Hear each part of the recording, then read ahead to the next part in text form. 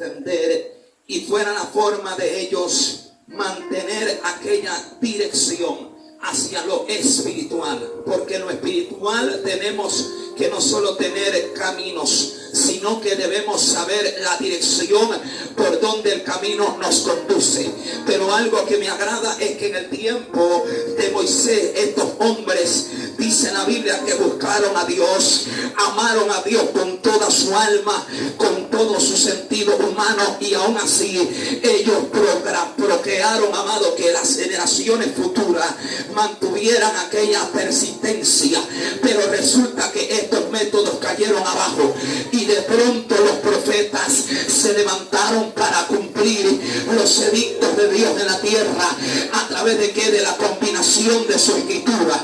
¿Por qué? Porque cuando hablamos de una combinación, estamos hablando de un desarrollo y de una forma de explicaciones que Dios a través de los tiempos empezó a manifestar a su pueblo, y no solo al pueblo, sino a toda la tierra, su nombre. Pero algo que me agrada es que cuando Cristo nace y el Señor es revelado en Israel, la Biblia dice que vinieron quienes, hombres que venían, según el capítulo 2 del libro de Mateo, dice que venían del oriente, porque ellos pudieron ver una señal y una palabra que estaba escrita por los profetas, anunciando de uno que iba a ser presentado en Israel. Pero cuando ellos llegaron, el rey no se atrevió a disfrutar con alegría esta noticia, sino que el rey se turba, se enfurece y decide atacar la promesa.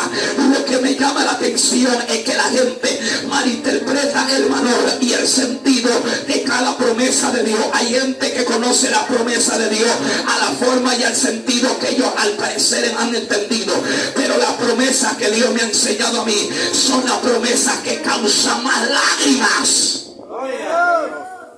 Su nombre. ¿Quién es el que vive? Porque las verdaderas promesas de Dios son las que te van a encerrar. Y el pueblo de Israel se encerró a su nombre bajo una promesa. ¿Quién es el que vive? Pero Dios los encierra porque algo iba a ser manifestado. Y es lo que en esta época estamos esperando, que algo se nos presente en cualquier momento.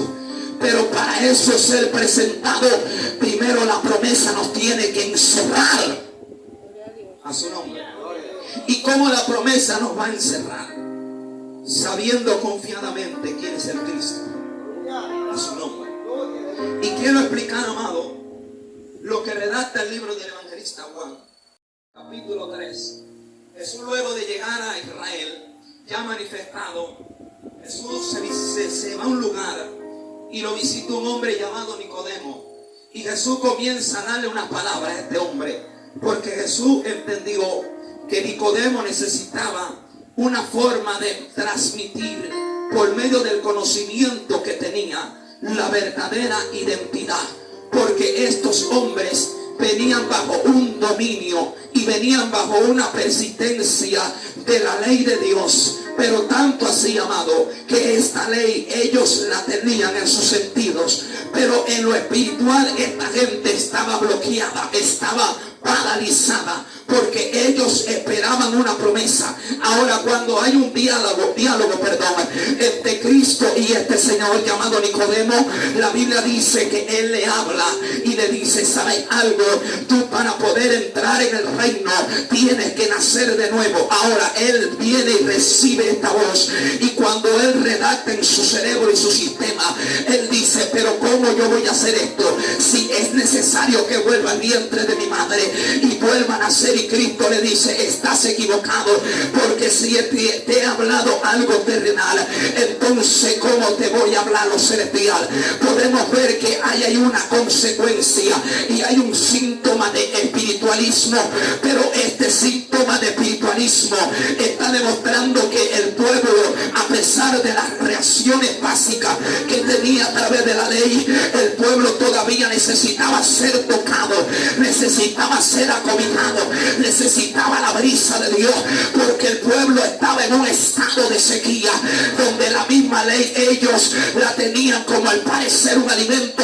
Pero si usted se da cuenta, cuando una persona está comiendo alimentos que no son convenientes para su sistema, para su nutrición y su estado inmunológico, esto va a traer desgracia, que el cuerpo va a transmitir no solo enfermedades, sino incapacidades motoras que van a hacer que el cuerpo pueda hasta desprenderse y morir. Pero lo que me agrada de este asunto es que Cristo se presenta para que el pueblo tuviera la forma de mantenerse con vida y escapar de lo que se les iba a avecinar. ¿Cómo de lo que se les iba a avecinar?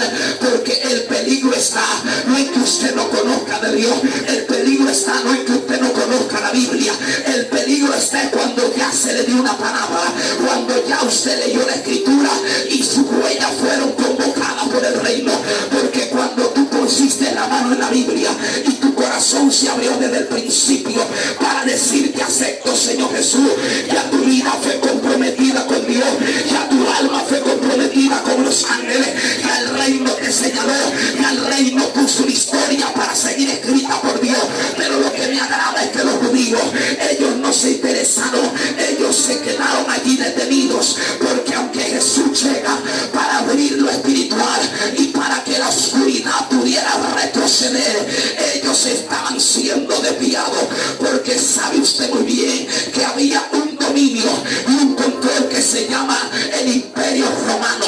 Este imperio gobernaba no solo Israel, sino las ciudades aledañas. Es decir, que este imperio sometía a los hombres a que aunque ellos conocieran las escrituras, ellos aún así la transgredieran, es decir, no la incumplieran, no la cumplieran.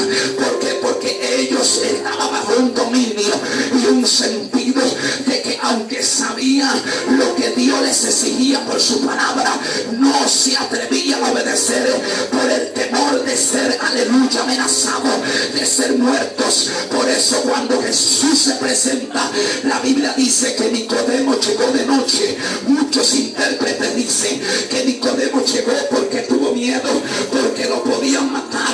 Pero según la costumbre de los rabinos y de los maestros de la ley, para un rabino visitar a otro, siendo la hora que fuera, tenía que ir, aleluya, de noche, sobre todo de noche. ¿Por qué? Porque era la forma de estimar y reconocer el valor primordial de otro. O sea, Nicodemo, aún sin entendimiento, llegó al Mesías, al Salvador, pero sabía que algo superior estaba sobre él. Por eso más adelante él viene y le dice: ahora entiendo que Dios está contigo, porque no hay ningún hombre en esta tierra que haga estas cosas si Dios no se visita o reposa dentro de él. Esto me da a entender, amado, que pero esta conversación tomó un significativo momento, que empezó a preparar el escenario. Ahora el escenario se prepara, pero ¿quién lo iba a recibir? Lo iba a recibir una necesidad, una forma de que Israel estaba siendo gobernada por esas leyes que desataron una separación. ¿Cuál fue la separación? Que en el pueblo de Israel, entre los judíos, había una raza o una forma de personas que nacieron, se criaron, entendieron el sistema judío, pero hubo una forma de que fueron separados, fueron aislados por temor a ser ejecutados, y de pronto se desata aquella enemistad.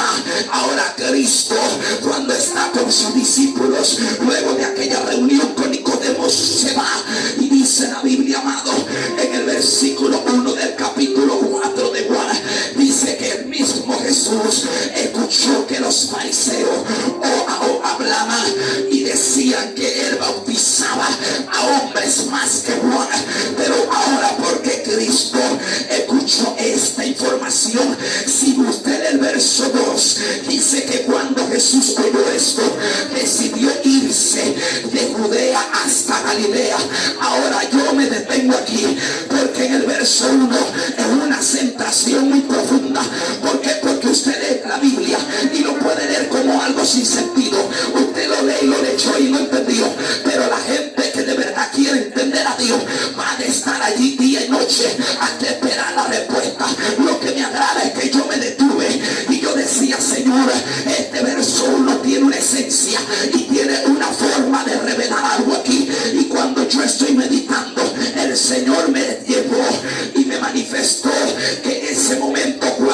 fariseos, ellos llegaron para hablar y traer quizá una rebeldía y una rivalidad entre Jesús y Juan. Jesús sabía que algo estaba atacando y algo estaba preparándose para que él pudiera entrar y pudiera moverse para traer la verdadera palabra.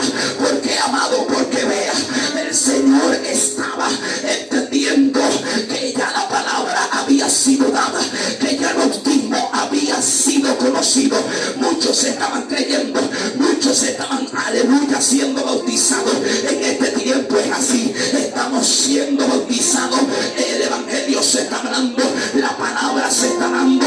Pero lo que me daba a entender Dios es que cuando Cristo oyó esto, Cristo decidió escapar.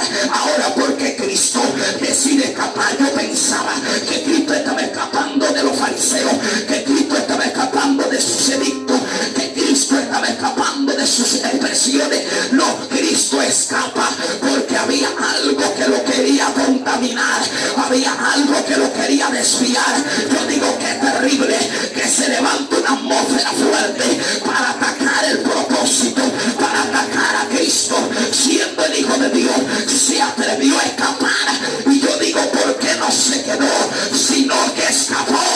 Gloria a Dios. Aleluya. Alguien tiene que escapar en esta noche.